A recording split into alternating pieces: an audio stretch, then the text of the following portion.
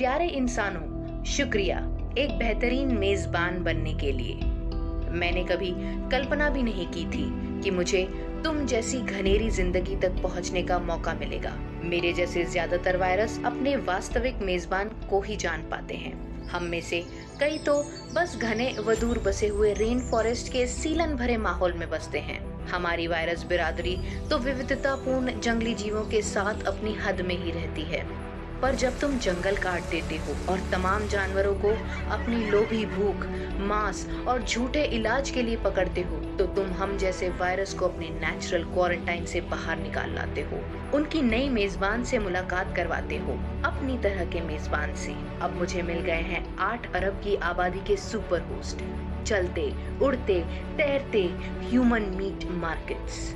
वजन में तुम इस धरती पर मौजूद सभी स्तनधारियों का 1/3 हिस्सा हो। जो जानवर तुम खुद की भूख मिटाने के लिए पालते हो, उनका भार सभी जंगली स्तनधारियों और पक्षियों के भार को पीछे छोड़ चुका है।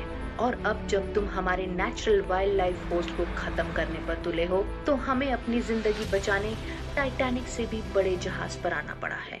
और मैं दुनिया में हर कोने में आखिर क्यों न पहुंचूं? मुझे अपने वास्तविक मेजबान होस्ट से दूर जाने की कोई इच्छा नहीं थी, लेकिन हमें भी तो आखिर जीने के लिए कोई माध्यम चाहिए ना।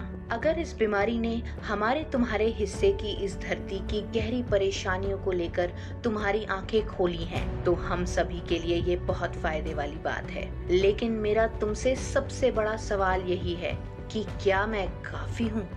अगर जंगलों की वे भयानक आग काफी नहीं है, यदि पिघलते ग्लेशियर काफी नहीं है, यदि तबाही लाने वाले तूफान काफी नहीं हैं, तो फिर क्या वह फीकी परछाई मैंने तुम्हें और तुम्हारे अपनों के आसपास खींची है, वह तुम्हारे विलुप्त होने, जिंदगी खत्म होने की संभावना का सामना करने के लिए पर्याप्त होगी?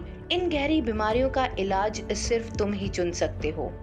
पुरातन समंदरों, जंगल जो तुम्हारी परवरिश करते थे, अब तुम उनकी परवरिश कर डालो।